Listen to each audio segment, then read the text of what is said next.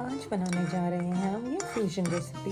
उसके लिए हमने कुछ बॉइल्ड राइस, उसमें डाला राई और कड़ी पत्ते का तड़का। फिर लिए थिक योगर्ट जिसमें डाले onion, cucumber, green chilli, coriander, salt and pepper. अच्छे से मिक्स करके रेडी कर लिया।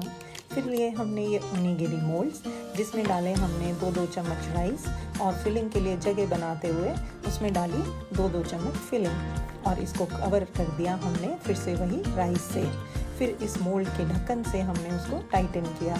अगर आपके पास ये मोल्ड नहीं है तो आप इसको प्लास्टिक रैप में हाथ में राइस लेके आराम से शेप अप कर सकते हैं।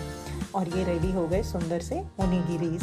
ओनिगिरीज एक जापानीज स्नैक्स है, बट इसको हमने दे दिया एक वेजिटेरियन और इंडियन ट्विस्ट। इसको गार्निश किया हेल्दी ब्लैक सेसमे सीड से। तो ये बन गया हमारा एक हेल्दी एंड टेस्टी स्नैक जो इजीली बच्चे अपने टिफ़िन में भी कैरी कर सकते हैं।